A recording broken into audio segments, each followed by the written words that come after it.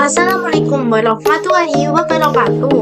Halo semua, perkenalkan saya Melinda Farah Mutitangriani dengan NIM akhir 031. Nah, di sini saya dan rekan saya Cindy Putri Anggreni dan Aisyah Walia akan menjelaskan mengenai momen dipol. Nah, dalam ilmu kimia itu kita sering mengenal istilah molekul bersifat polar maupun non-polar. Perbedaan sifat inilah yang membuat zat-zat di sekitar kita itu memiliki karakteristik yang berbeda satu sama lain. Dan kunci utama untuk memahami perbedaan itu tidak lain dan tidak bukan adalah konsep momen dipol.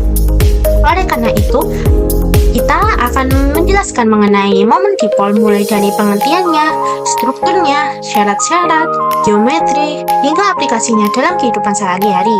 Nah, oleh karena itu, simak penjelasan kita sampai akhir. Yang pertama, kita bahas lebih dahulu apa itu momen dipol. Sesuai definisinya, momen dipol adalah ukuran pemisahan muatan positif dan negatif dalam ikatan atau molekul yang terjadi akibat perbedaan keelektronegatifan antara atom. Semakin besar perbedaan keelektronegatifannya, maka semakin besar pula nilai momen dipolnya. Hal ini terjadi karena distribusi elektron menjadi tidak merata, sehingga elektron cenderung bergerak menuju atom yang daya tariknya lebih kuat. Coba perhatikan gambar ikatan antara atom hidrogen dan klorin di sini ya. Atom yang lebih elektronegatif dalam hal ini adalah klorin. Daya tarik elektronnya lebih kuat sehingga menarik awan elektron mendekat ke arahnya dan terbentuklah kutub parsial negatif yang ditulis dengan delta negatif. Sebaliknya, atom yang kurang elektronegatif yaitu hidrogen, daya tariknya ini lebih lemah sehingga elektronnya menjauh dan terbentuklah kutub parsial positif yang ditulis dengan delta positif. Dan perlu diingat ya, arah momen dipol itu selalu bergerak dari delta positif menuju delta negatif, persis seperti arah panah yang terlihat jelas di gambar ini. Selanjutnya, kita bahas bagian yang paling penting, yaitu kondisi terjadinya momen dipol. Ada 3 syarat utama yang harus dipenuhi. Mari kita bahas satu persatu. Yang pertama adalah adanya perbedaan keelektronegatifan yang ditulis dengan simbol delta En. Semakin besar selisih keelektronegatifan antara atomnya, maka semakin besar pula nilai momen dipolnya. Jika tidak ada perbedaan sama sekali, maka tidak terjadi pemisahan muatan dan artinya tidak ada momen dipol yang terbentuk. Yang kedua adalah bentuk molekul yang tidak simetris. Hal ini menyebabkan arah dipol tidak saling meniadakan. Coba perhatikan dengan sesama perbandingan 2 gambar molekul di sini. Gambar sebelah kiri adalah karbon dioksida atau CO. Dua bentuknya lurus dan sangat simetris. Arah dipolnya saling berhadapan berlawanan arah sehingga saling meniadakan satu sama lain. Akibatnya momen dipol totalnya menjadi 0 dan molekul ini bersifat non-polar. Sedangkan gambar sebelah kanan adalah air atau H2O. Bentuknya itu bengkok atau menyerupai huruf V. Arah dipolnya mengarah ke tengah dan tidak saling berhadapan. Akibatnya mereka tidak saling meniadakan dan masih ada sisa momen dipol sehingga molekul ini bersifat polar. Nah, dijelaskan juga bahwa panjang ikatan dan orientasi ruang juga sangat berpengaruh. Semakin panjang ikatannya, maka semakin besar jarak antara muatan, sehingga otomatis semakin besar pula nilai momen dipolnya. Ketiga adalah adanya pasangan elektron bebas pada atom pusat.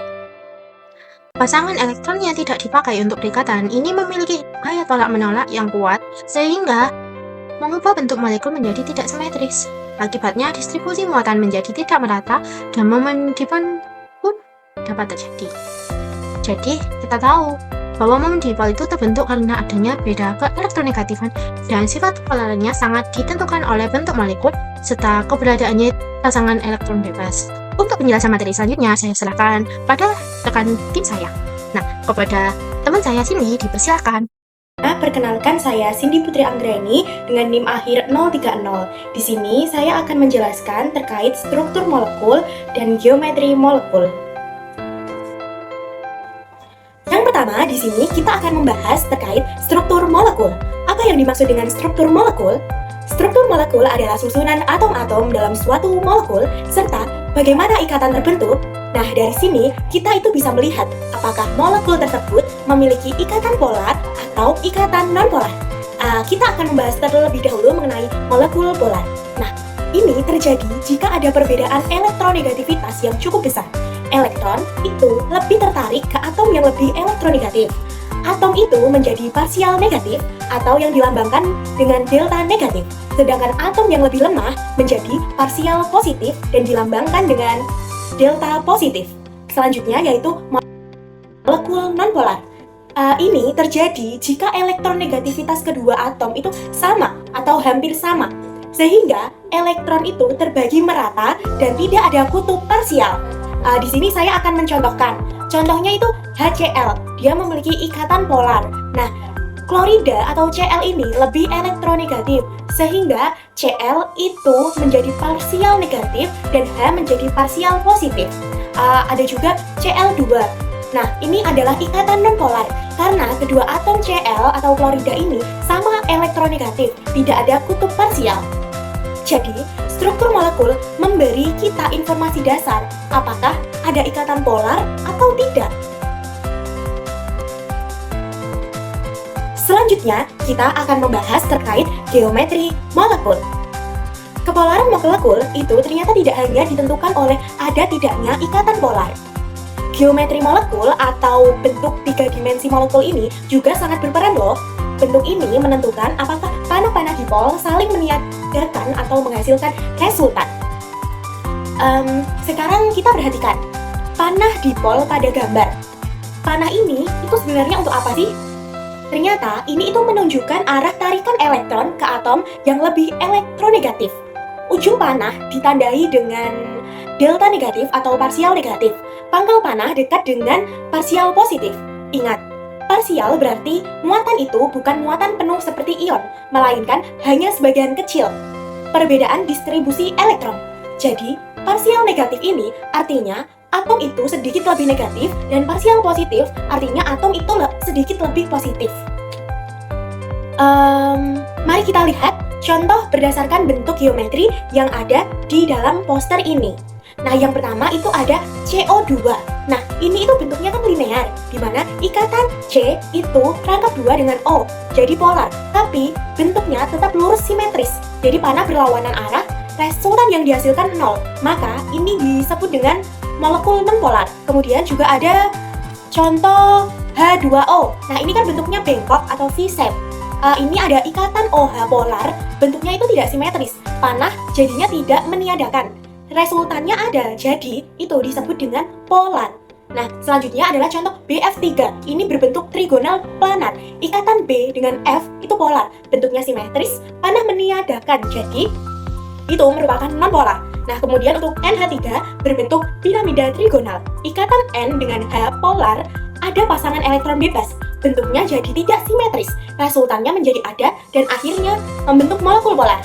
Selanjutnya itu ada CH4 tetrahedral dengan ikatan C dengan H polar berbentuk simetris, panahnya itu meniadakan, jadi ada itu nonpolar. Sekian, terima kasih. Akan dilanjutkan oleh teman saya. Baik, selanjutnya saya akan menyampaikan materi tentang nilai momen dipol, manfaat, serta aplikasinya dalam kehidupan sehari-hari. Sebelumnya, perkenalkan, saya Aisyah Alia dengan NIM terakhir 025 dari kelas PKC 2025. Nah, yang pertama mengenai nilai momen dipol. Nilai momen dipol dapat dilambangkan dengan simbol mu. Mu dapat dihitung dengan menggunakan rumus Hi dikali R, yang dimana Hi menyatakan besar muatan parsial dan R menyatakan jarak antara dua muatan. Dari rumus ini dapat dipahami bahwa semakin besar perbedaan muatan parsial dan semakin jauh jarak antar muatan, maka semakin besar pula nilai momen dipol suatu molekul. Selanjutnya yaitu manfaat mempelajari momen dipol. Di sini ada beberapa manfaat, yaitu yang pertama adalah menentukan kepolaran molekul. Dengan mengetahui nilai momen dipol, kita dapat mengetahui apakah suatu molekul bersifat polar atau non-polar. Manfaat selanjutnya adalah memahami sifat fisik zat. Kepolaran suatu molekul dapat memengaruhi sifat fisik zat seperti titik didih, titik leleh, dan kelarutannya. Manfaat yang ketiga adalah memahami interaksi antar molekul. Momen dipol membantu menjelaskan bagaimana molekul saling berinteraksi, misalnya melalui gaya dipol-dipol dan ikatan hidrogen. Selanjutnya, manfaat yang terakhir adalah aplikasi dalam berbagai bidang ilmu. Konsep momen dipol digunakan dalam berbagai bidang seperti bidang kimia, biologi, farmasi, dan ilmu material untuk memahami sifat serta perilaku suatu senyawa. Selanjutnya, kita masuk ke aplikasi momen dipol dalam kehidupan sehari-hari. Konsep momen dipol sangat dekat dengan kehidupan kita karena menentukan sifat polar atau non-polar suatu zat. Salah satu contohnya adalah air sebagai pendingin tubuh. Air memiliki momen dipol yang cukup besar sehingga dapat menyerap dan melepaskan panas dengan baik. Oleh karena itu, saat tubuh berkeringat, penguapan air membantu menurunkan suhu tubuh. Selanjutnya pada sabun antibakteri. Konsep momen dipol memungkinkan sabun berfungsi sebagai penghubung antara air dan minyak. Bagian molekul sabun yang bersifat polar akan berinteraksi dengan air, sedangkan bagian non-polar akan mengikat minyak atau kotoran, sehingga kotoran dapat terangkat saat dibilas. Pada parfum dan aroma, kepolaran molekul memengaruhi cara suatu zat menguap dan menyebar di udara. Hal inilah yang membuat aroma parfum dapat tercium dan bertahan dalam jangka waktu tertentu. Momen dipol juga berikatan dengan efek rumah kaca, karena beberapa gas di atmosfer memiliki kemampuan menyerap radiasi panas. Kemampuan tersebut dipengaruhi oleh struktur dan distribusi muatan dalam molekul gas tersebut, sehingga konsep momen dipol membantu menjelaskan fenomena pemanasan di bumi. Dari berbagai contoh tersebut, dapat diketahui bahwa momen dipol tidak hanya dipelajari secara teori, tetapi juga memiliki banyak peranan penting dalam kehidupan sehari-hari di bidang ilmu pengetahuan. Demikian penjelasan mengenai poster momen dipol yang telah kami sajikan.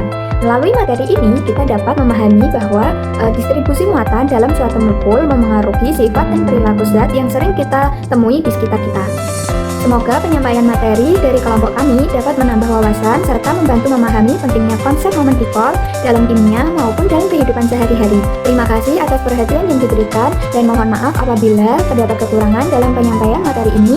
Semoga bermanfaat. Wassalamualaikum warahmatullahi wabarakatuh.